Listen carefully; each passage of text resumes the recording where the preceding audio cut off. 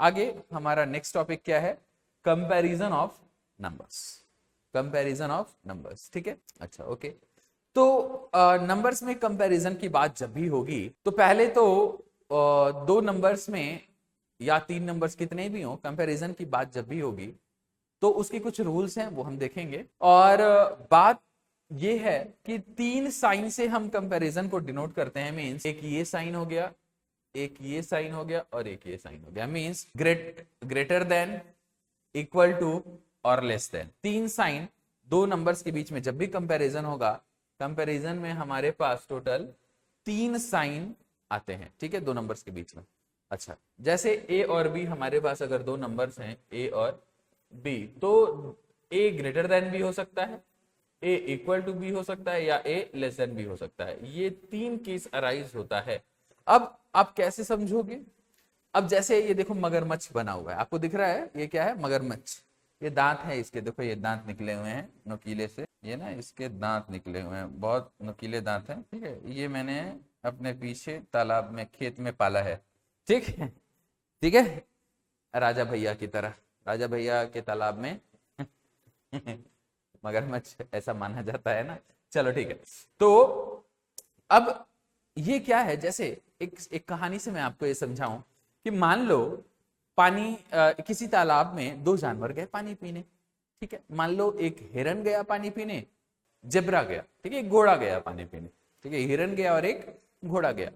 अब दोनों एक ही आसपास पानी पी रहे हैं और दोनों से सेम डिस्टेंस पे मगरमच्छ बैठा हुआ है पानी के अंदर। उसको भूख लगी है, वो शिकार करेगा, तो किसका शिकार करेगा? ऑब्वियस सी बात है, बिल्कुल सही कहा आपने, किसका शिकार करेगा? घोड़े का। क्यों? क्योंकि घोड़े में उसको ज्यादा मांस मिलेगा, ज्यादा खाना मिलेगा। बात समझ आ रही है? तो मगरमच्छ हमेशा बड़ा शिकार, कोई भी शिकारी बड़ा शिकार करता है। अगर दोनों पॉसिबिलिटी है दोनों शिकार करने की, तो वो किसका शिकार करेगा? बड़े वाले जानवर की। तो अब ये मगरमच्छ का मुंह जिसके तरफ खुला हुआ रहेगा, ऐसे देखो, ये मगरमच्छ का मुंह है, ठीक है, ये मगरमच्छ का मुंह है, और ये मगरमच्छ का मुंह जिसके तरफ खुला रहेगा, ठीक है, वो वैल्यू बड़ी। देखो ये दिख रहा है ना, ये मगरमच्छ, देखो ये कंपेयर करो, ये मेरा हाथ और ये मगरमच्छ, तो ये उसी के तरफ जाएगा जो बड़ा। तो जिसके तरफ ये खुला रहेगा, ठीक है, ये मगरमच्छ का मुंह जिसके तरफ खुला रहेगा, वो वैल्यू क्या हो जाएगी? बड़ी हो जाएगी, ठीक है। जैसे ए ग्रेटर देन बी, मतलब मगरमच्छ किसका शिकार करने जा रहा है? ए का, तो ए बड़ा है बी से। अगर दोनों सेम दिखेंगे, दोनों हिरन ही पानी पी रहे हैं और एक बराबर है, अब तो मगरमच्छ कंफ्यूज हो गया, कहेगा अरे यार ये तो दोनों बराबर हैं, किसका शिकार करूं? इसका करो, उसका करो, इसका करो, इसका करो, तो वो कंफ्यूज हो जाएगा, ठीक है।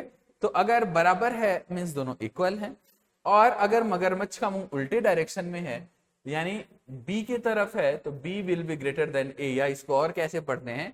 ए लेस देन बी या बी ग्रेटर देन ए, दोनों बातें सेम, ठीक है। बात समझ में आई? तो कंपैरिजन जब भी हम नंबर्स का करते हैं, पहली बात तो ये तीन साइन आता है, ग्रेटर देन, इक्वल टू और लेस देन।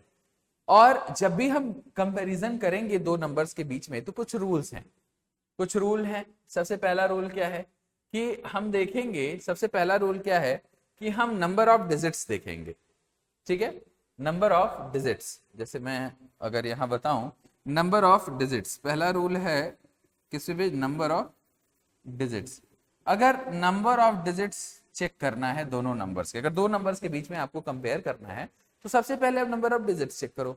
जिस नंबर में नंबर ऑफ डिजिट्स ज्यादा हैं, वो वैल्यू बड़ी होगी ऑटोमेटिकली। बात समझ में आ रही है?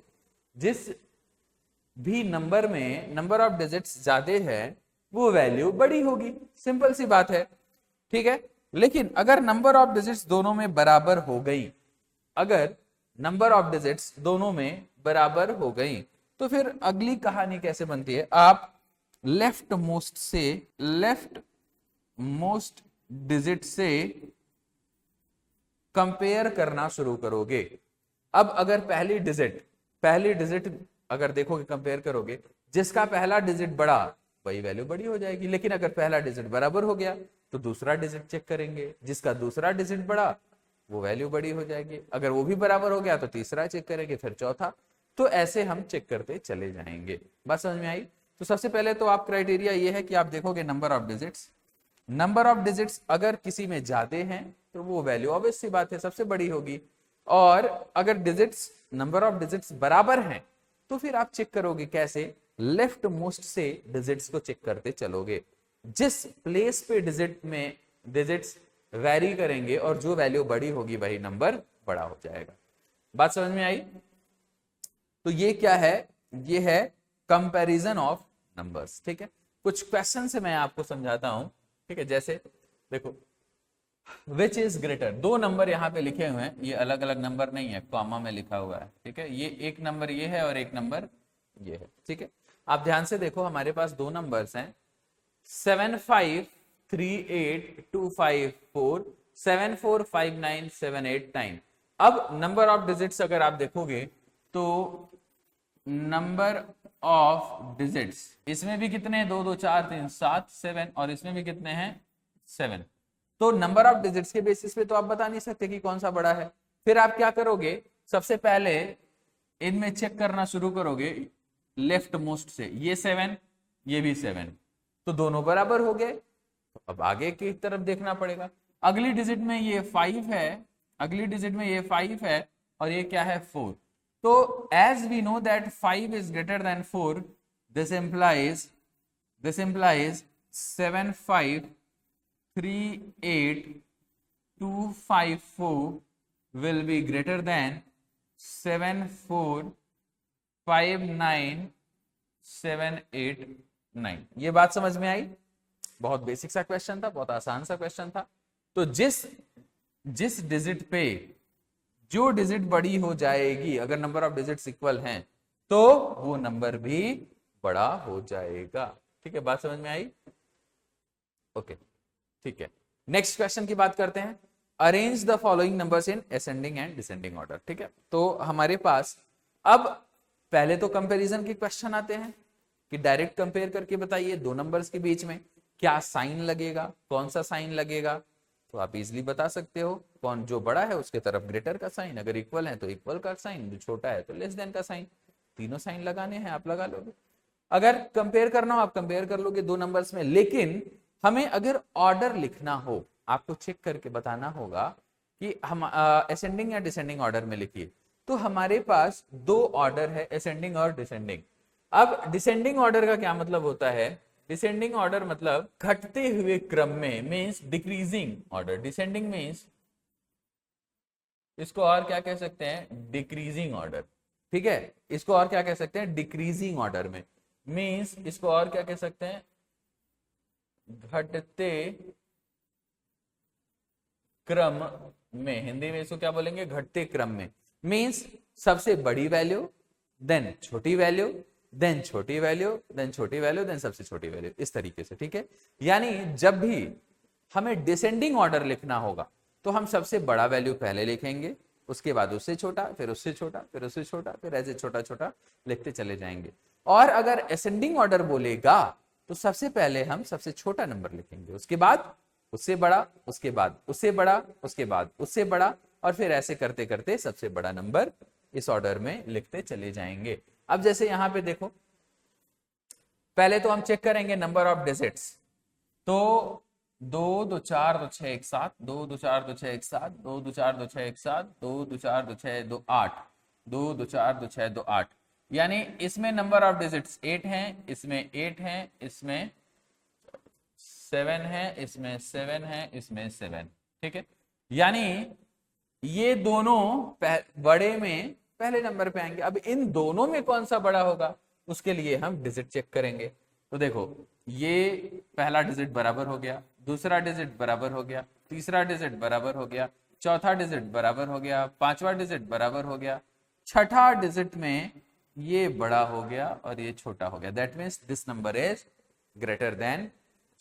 तो ये सबसे पहले आ जाएगा। तो 5 6 9 4 3 3 0 0। ठीक है, इसके बाद ये सबसे बड़ा है, इससे छोटा 5 6 9 4 3 2 0 1। ठीक है, ये अब ये दोनों की कहानी खत्म। अब बचे ये तीन, इन तीनों में हमें चेक करना है कि सबसे बड़ा कौन, इन तीनों में सबसे बड़ा कौन। पहले डिजिट बराबर हो गई तीनों की, दूसरी डिजिट बराबर हो गई तीनों की, तीसरी डिजिट बराबर हो गई तीनों की, चौथी डिजिट में ये 5 है, ये 4 है, ये 4 है। दैट मीन्स कि ये तो सबसे बड़ा होगा इन तीनों में, क्योंकि चौथी डिजिट इसकी सबसे बड़ी है। ठीक है, तो इसको लिख लेते हैं 5 6 9 5 4 4 0। ठीक है, बाकी बचे को चेक कर लेते हैं, तो जरा चेक करिए। चौथा डिजिट यहां भी सेम, यहां भी सेम, यहां भी सेम, पांचवा यहां भी सेम, इसके बाद ये 0 है और ये 3 है। दैट मीन्स ये वाला इससे बड़ा हो जाएगा, क्योंकि इसकी डिजिट 3 है और इसकी डिजिट 0 है। इसका डिजिट क्या है, यहाँ पे 0 है और इसका डिजिट क्या है 3। तो बड़ा कौन सा हो जाएगा, सबसे लास्ट वाला इन दोनों में। तो इन दोनों में लिखने के लिए हम क्या करेंगे, इसके बाद मैं लिख रहा हूं, ठीक है, इसके बाद ये है, यहां लिख दे रहा हूं 5 6 9 4 4 3 7 और सबसे लास्ट में आ जाएगा 5 6 9 4 4 0 0। बात समझ में आई। सबसे बड़ा नंबर हो जाएगा ये, उससे छोटा ये, उससे छोटा ये, उससे छोटा ये और सबसे छोटा ये। हमें किस ऑर्डर में लिखना था, डिसेंडिंग ऑर्डर में, घटते हुए क्रम में, मींस डिक्रीजिंग ऑर्डर में। तो ये हमने इसको डिक्रीजिंग ऑर्डर में शो कर दिया। ये क्लियर है, ठीक है, क्लियर है, पक्का, ओके। चलो नेक्स्ट बात करते हैं। अगेन डिसेंडिंग ऑर्डर में ही लिखना है, तो सबसे पहले हम नंबर ऑफ डिजिट्स चेक करते हैं। 2 2 4 2 6 1 7, 2 2 4 2 6 1 7, 2 2 4 2 6 1 7, 2 2 4 2 6, 2 2 4 2 6 मीन्स 6 6। तो इन तीनों में ये तीनों इन दोनों से तो बड़े ही होंगे। सबसे बड़ा हमें चाहिए, तो पहला डिजिट चेक करते हैं। पहला डिजिट यहाँ 1, यहाँ 1, यहाँ 1, दूसरा डिजिट यहाँ 0, यहाँ 0, यहाँ भी 0, तीसरा डिजिट यहाँ 2, यहाँ 2, यहाँ भी 2, चौथा डिजिट यहाँ 0, यहाँ 0, लेकिन यहाँ 1।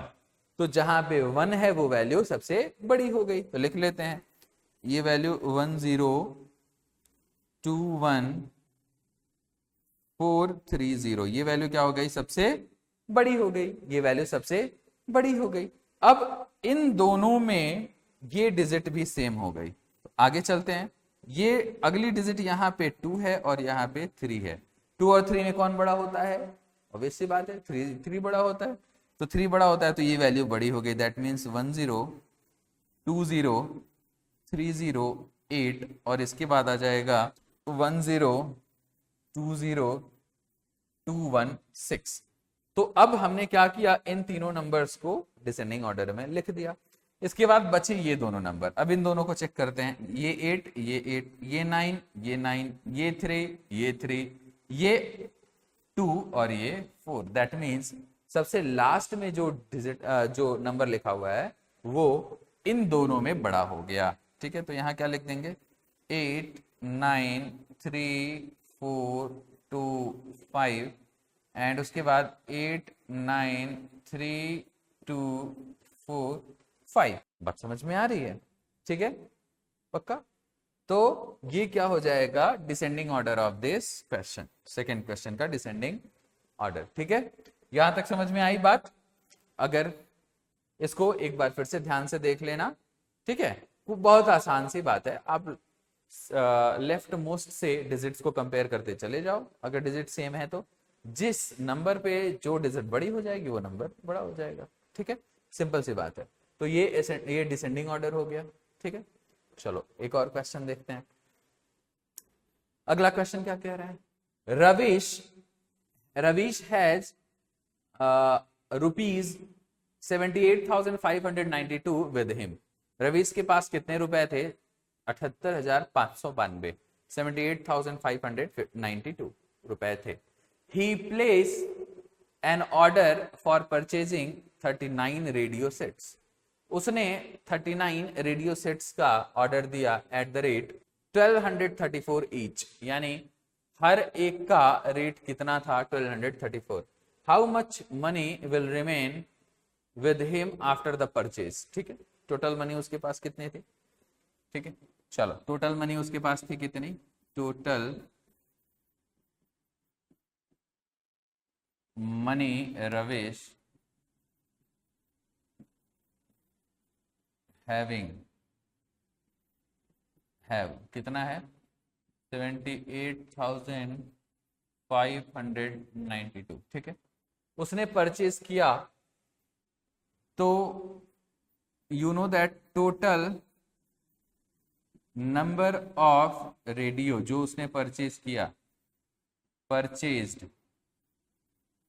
कितने total number of radio purchase किया 39, कितने 39, ठीक है 39। अब cost of one radio equals to कितना दे रखा है 1234 रुपीज 1234, ठीक है। This implies cost of 39 radio equals to, उन 39 रेडियो का कॉस्ट कितना हो जाएगा 39 इंटू 1234, 39 इंटू 1234, तो यहाँ मैं मल्टीप्लाई कर ले रहा हूँ।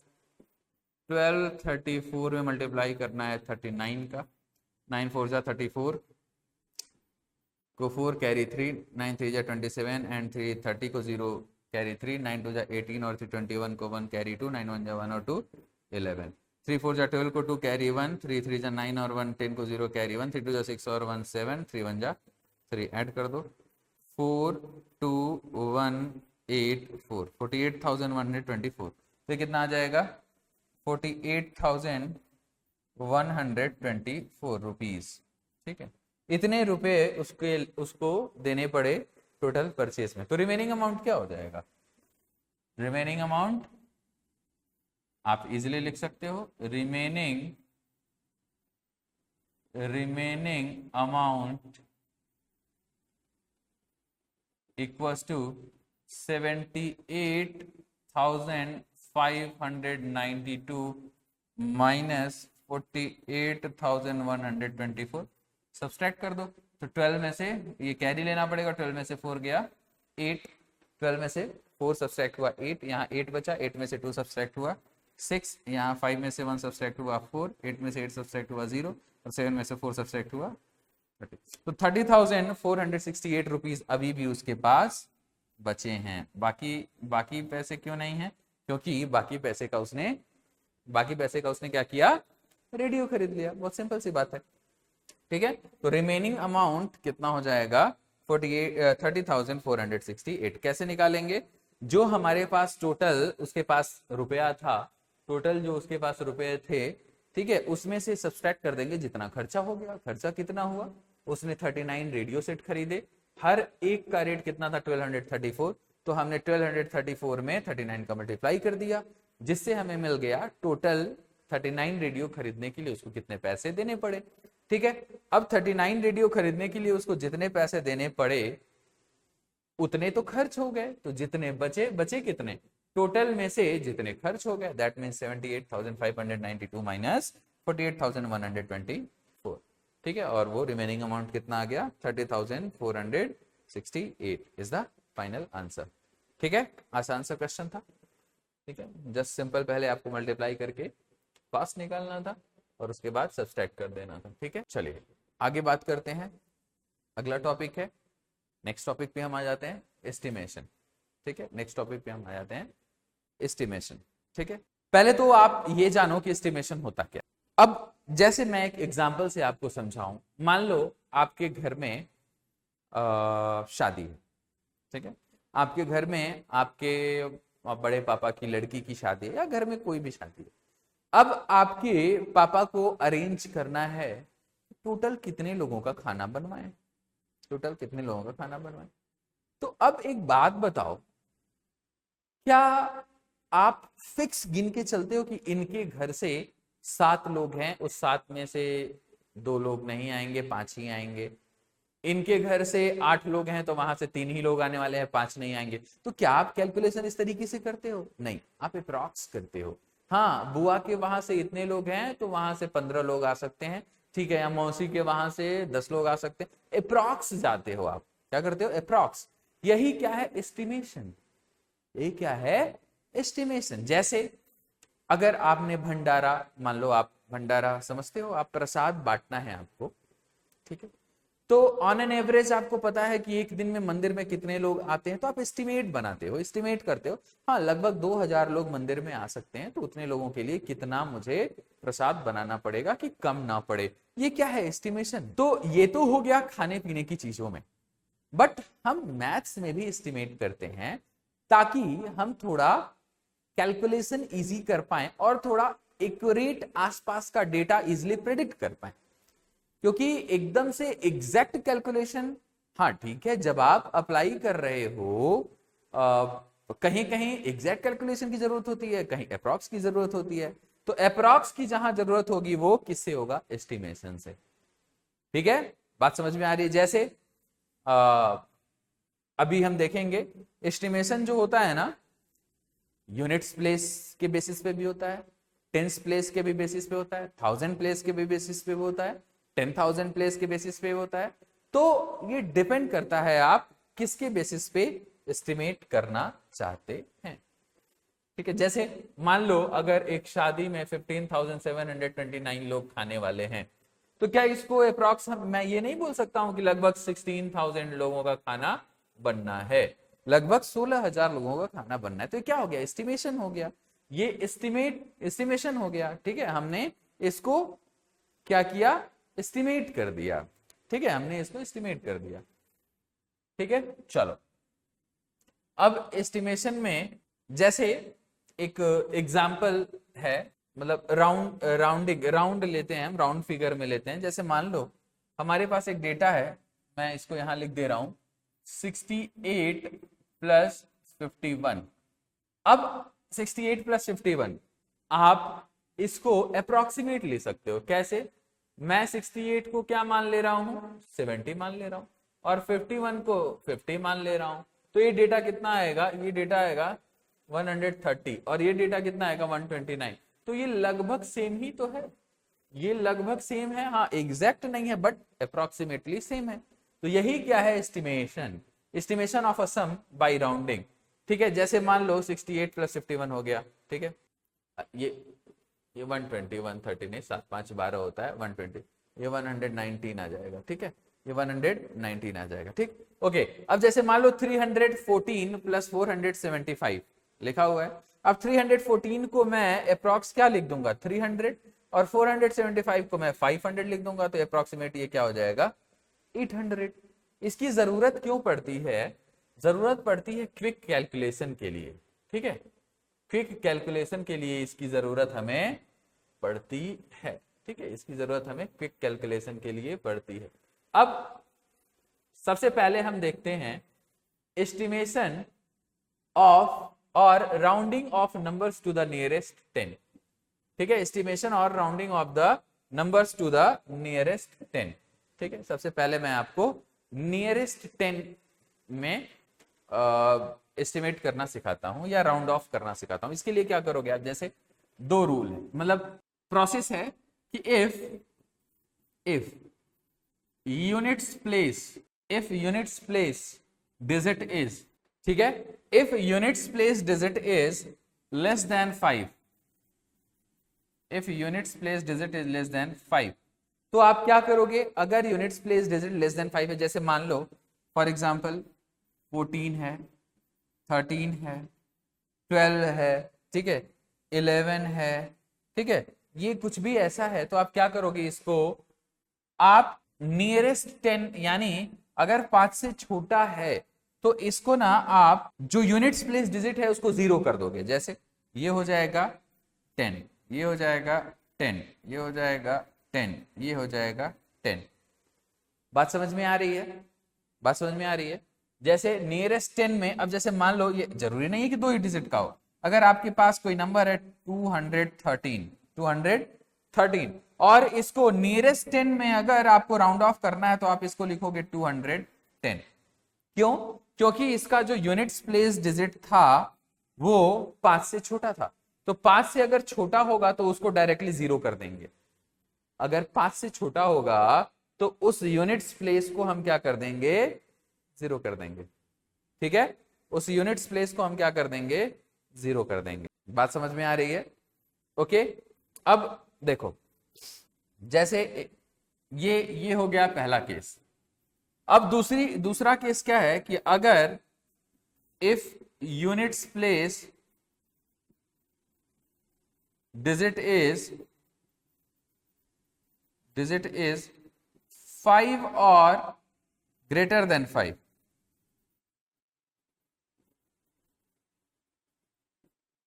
ठीक है। If units place digit is 5 और greater than 5, ठीक है, तो आप क्या करोगे? अगर यूनिट्स प्लेस digit 5 या ग्रेटर देन 5 है तो आप क्या करोगे? उसके पहले वाले डिजिट को, यूनिट्स प्लेस डिजिट के पहले वाले डिजिट को यानी टेंस प्लेस को 1 बढ़ा दोगे और यूनिट्स प्लेस को 0 कर दोगे। फिर से, अगर यूनिट्स प्लेस डिजिट 5 या 5 से ग्रेटर है तो आप क्या करोगे? आप यूनिट्स प्लेस को 0 कर दोगे और टेंस प्लेस को 1 बढ़ा दोगे। जैसे यहां एग्जांपल मैं दे रहा हूं, जैसे मान लो अगर हमारे पास कोई नंबर है 257, हमारे पास कोई नंबर है 257, ठीक है। अब हमें इसको नियरेस्ट 10 में, तो अब ये हमारे पास टेंस प्लेस पे क्या है नंबर, सॉरी यूनिट्स प्लेस पे हमारे पास नंबर क्या है 7। तो यूनिट्स प्लेस पे अगर नंबर हमारे पास 7 है तो 7 5 से बड़ा होता है, तो इसको 0 कर देंगे और इसके पहले वाले को 1 बढ़ा देंगे। तो ये क्या हो जाएगा? इसका अप्रोक्सीमेट वैल्यू नियरेस्ट 10 में क्या हो जाएगा? 260। बात समझ में आई? नियरेस्ट 10 में इसका वैल्यू क्या हो जाएगा? 260, ठीक है, क्लियर है? तो जब भी नियरेस्ट 10 आपसे बोलेगा, आप टेंस प्लेस की डिजिट देखोगे, सॉरी यूनिट्स प्लेस की डिजिट देखोगे। अगर यूनिट्स प्लेस पे जो वैल्यू है वो 5 या 5 से बड़ा है तो आप टेंस प्लेस की डिजिट को 1 बढ़ा दोगे और यूनिट्स प्लेस को 0 कर दोगे। अदरवाइज अगर 5 से छोटा है तो सिंपल यूनिट्स प्लेस को आप 0 कर दोगे। बात समझ में आई? ठीक है। अगला क्या है? Estimation of a number two the nearest 100। अब अगर आपको एस्टिमेट करना है या राउंड ऑफ करना है to the nearest 100, to the nearest 100, ठीक है। तो अगेन वही कहानी, जैसे मान लो मैं एग्जांपल से लेता हूं 251 या 237। अब आपको नियरेस्ट 100 में आपको इसको देखना है। तो नियरेस्ट 100 देखने के लिए आप क्या देखोगे? Tens place digit. आप क्या देखोगे? Tens place digit. अब देखो जरा, यहां पे टेंस प्लेस क्या है? 5 से छोटा। यहां पे टेंस प्लेस क्या है? 5 या 5 से बड़ा। तो कहानी वही है, जब टेंस नियरेस्ट टेंस में कन्वर्ट करना होगा तो हम यूनिट्स प्लेस डिजिट देखेंगे, नियरेस्ट हंड्रेड्स में कन्वर्ट करना होगा तो हम टेंस प्लेस डिजिट देखेंगे। अब टेंस प्लेस डिजिट यहां देखो, यहां पे 5 या 5 से बड़ा है, तो अगर 5 या 5 से बड़ा है तो क्या करेंगे? उसके पहले वाले को यानी हंड्रेड्स प्लेस को 1 बढ़ा देंगे और बाकी दोनों को 0 कर देंगे, बाकी दोनों को 0 कर देंगे। लेकिन अगर टेंस प्लेस पे जो डिजिट है वो 5 से छोटा है तो टेंस प्लेस और यूनिट्स प्लेस दोनों को 0 कर देंगे, यानी ये कितना हो जाएगा? 200। बात समझ में आई? ठीक है, एक बार फिर से मैं बताता हूं दूसरे एग्जांपल से। जैसे मान लो 2359 एक एग्जांपल है, 2137 एक एग्जांपल है, ठीक। अब मैंने क्या कहा कि नियरेस्ट 100 में हमें इसको राउंड ऑफ करना है, नियरेस्ट 100, ठीक है। तो नियरेस्ट 100 में इसको राउंड ऑफ करने के लिए हम क्या देखेंगे? Tens place digit. क्या देखेंगे? Tens place digit. अब अगर टेंस प्लेस डिजिट 5 से छोटा है, लेस देन 5 है, तो 5 से अगर छोटा है तो हम क्या करेंगे? टेंस प्लेस और यूनिट्स प्लेस दोनों को 0 कर देंगे, 2100, वही हमारा आंसर हो जाएगा। यानी 2137 को हम नियरेस्ट 100 में क्या लिखेंगे? 2100। और अगर टेंस प्लेस पे डिजिट 5 या 5 से ग्रेटर है तो हम क्या करेंगे? इसके पहले वाले हंड्रेड्स प्लेस को 1 बढ़ाएंगे और यूनिट्स और टेंस प्लेस को क्या कर देंगे? 0। तो ये कितना हो जाएगा? 2400। सिंपल है। अब कितना भी बड़ा नंबर हो, अगर 100 नियरेस्ट 100 में आपको राउंड ऑफ करना है तो आप क्या करोगे? टेंस प्लेस डिजिट देखोगे।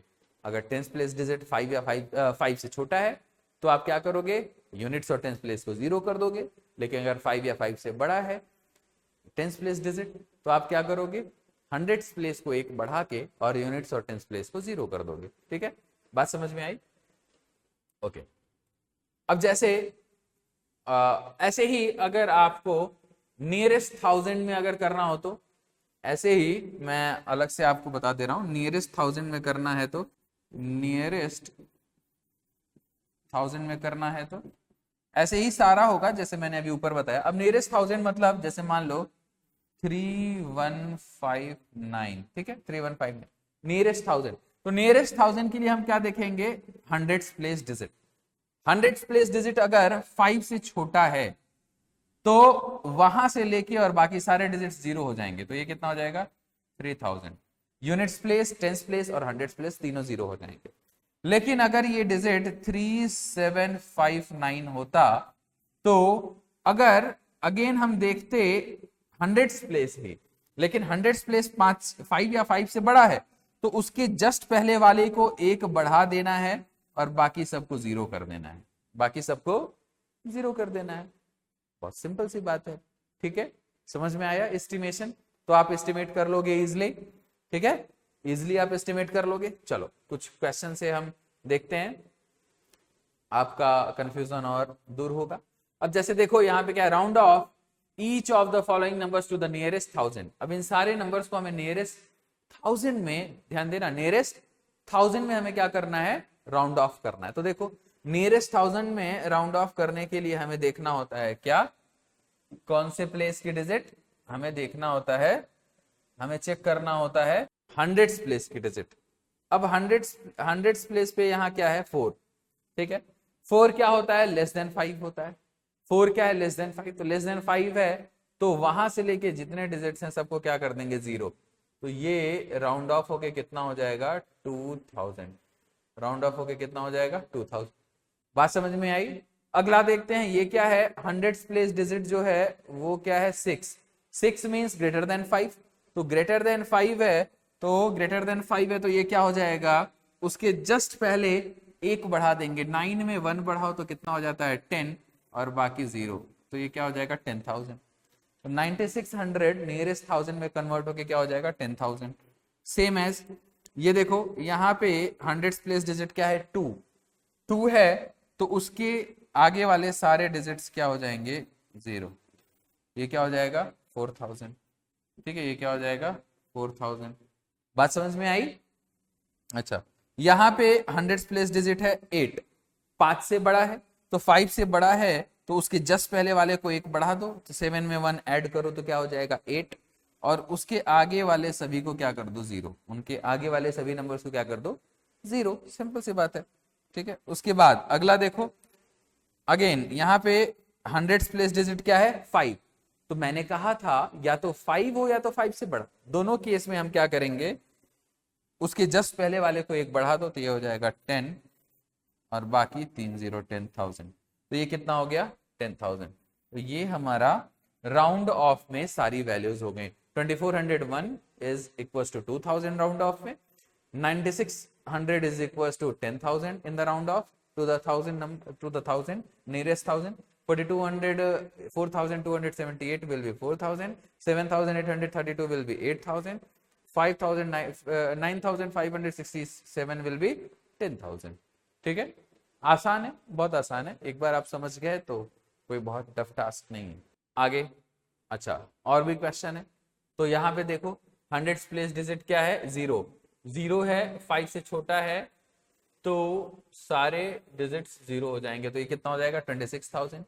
यहाँ पे देखो हंड्रेड्स प्लेस डिजिट 9 है, तो 9 है तो उसके जस्ट पहले 1 बढ़ा दो, तो 0 में 1 ऐड करो तो 1 हो गया।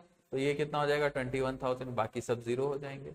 यहाँ पे देखो यहाँ भी 9 है तो 1 बढ़ा दो इसके जस्ट पहले, तो 4 लाख और ये 37 हो जाएगा, बाकी सब 0, 4,37,000।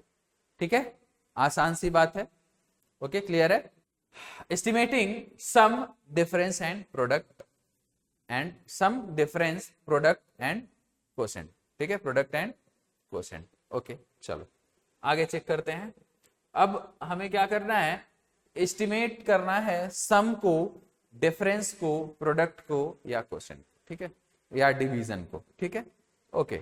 अब जैसे मैं आपको एग्जांपल से समझाता हूं, जैसे मान लो आपके पास सम करने के लिए अगर आपसे आए कि 37 प्लस 59 कितना होगा, 37 प्लस 59 कितना होगा, तो आप इसको क्या कर सकते हो, नियरेस्ट 10 में कन्वर्ट कर सकते हो। नियरेस्ट 10 में कन्वर्ट करो तो यूनिट्स प्लेस देखोगे, ये 7 है तो एक बढ़ा के पिछला वाला लिखेंगे तो 40 हो जाएगा, और ये यहाँ पे यूनिट्स प्लेस 9 है तो उसके जस्ट पहले भी एक बढ़ा देंगे तो 60, ये अप्रोक्सीमेटली कितना हो जाएगा, 100। ये अप्रोक्सीमेटली कितना हो जाएगा, 100 के अप्रोक्स हो जाएगा, ठीक है। एस्टिमेट करके हम इसको क्या लिख सकते हैं, अप्रोक्सीमेटली 100, ठीक है। ऐसे ही अगर आपके पास है 195 प्लस 102, 195 प्लस 102, तो अब आप इसको अगर 100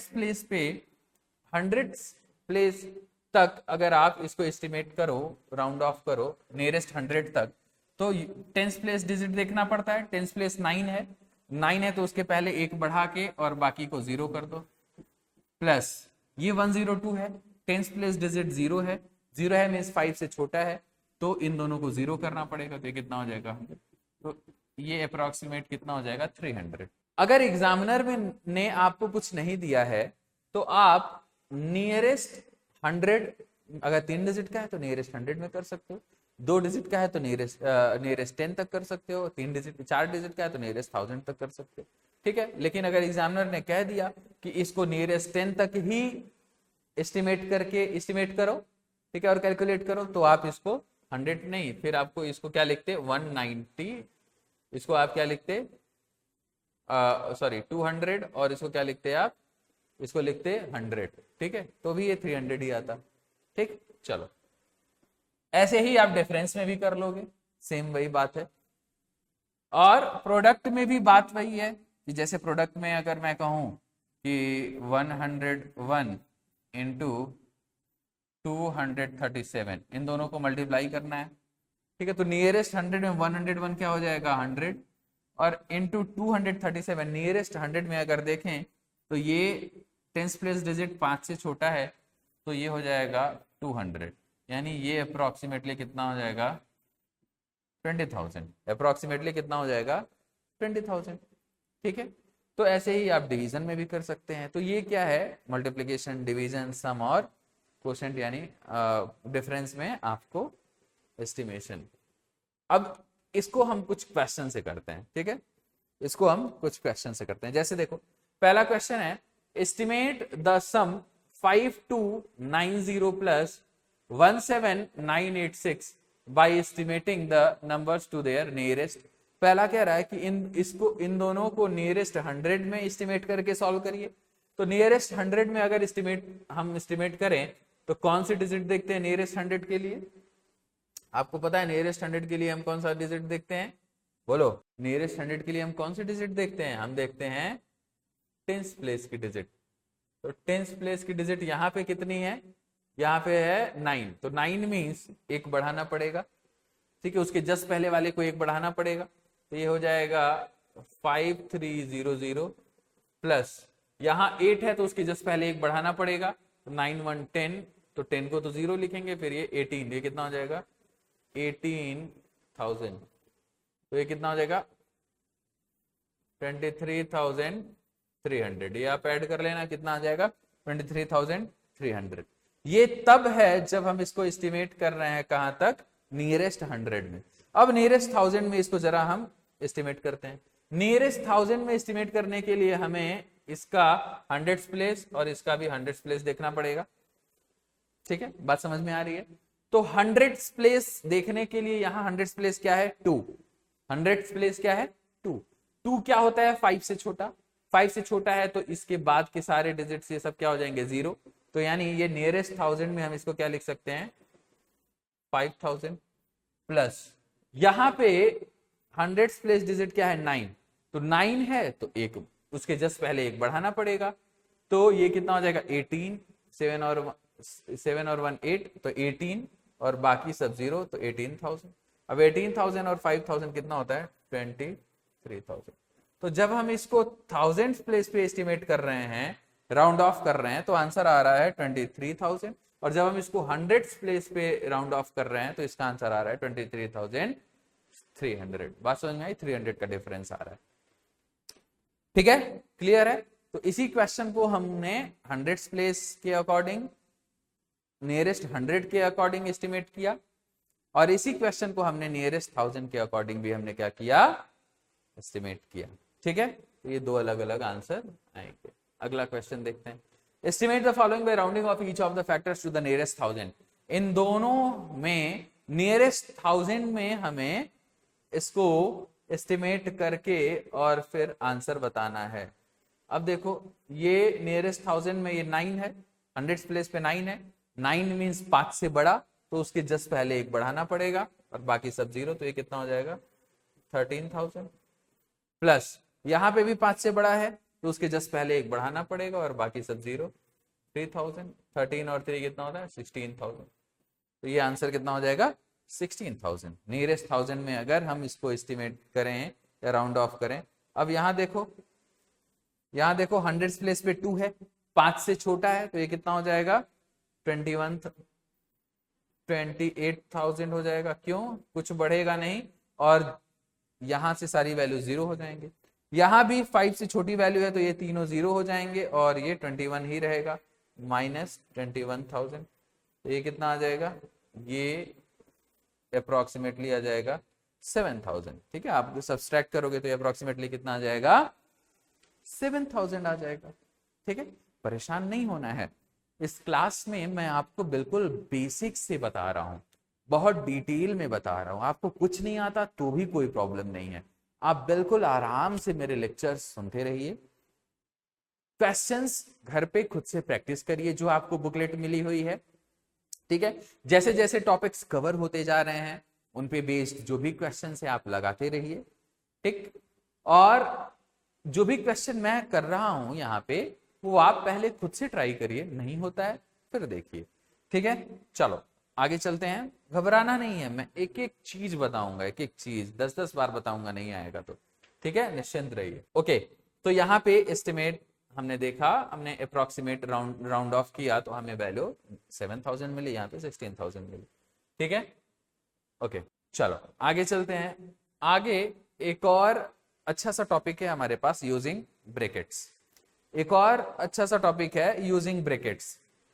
अब यूजिंग ब्रैकेट्स का क्या मतलब है? जैसे होता क्या है कि हमारे पास क्वेश्चन में कभी कभी ब्रैकेट्स आते हैं। तो ब्रैकेट्स कितने टाइप्स के होते हैं? पहले तो ब्रैकेट्स 3 टाइप्स के होते हैं। ठीक है, ब्रैकेट्स कितने टाइप्स के होते हैं? 3 टाइप्स के। कौन कौन से? स्मॉल ब्रैकेट, करली ब्रैकेट और लार्ज ब्रैकेट।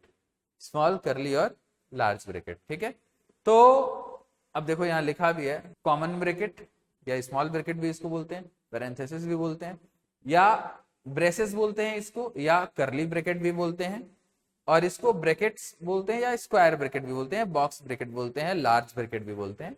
सारे नाम इनके हैं। ठीक है, तो 3 टाइप्स के ब्रैकेट्स आते हैं। अब इनमें हायरार्की की बात करें तो जब मैथ्स में अगर ये सारे एक साथ आ जाएं, तो सबसे पहले ये सॉल्व होगा, फिर ये सॉल्व होगा, फिर ये, इस तरीके से ये लेवल है। भले ये बड़ा है, लेकिन सबसे पहले ये सॉल्व होगा, फिर ये सॉल्व होगा, फिर ये सॉल्व होगा।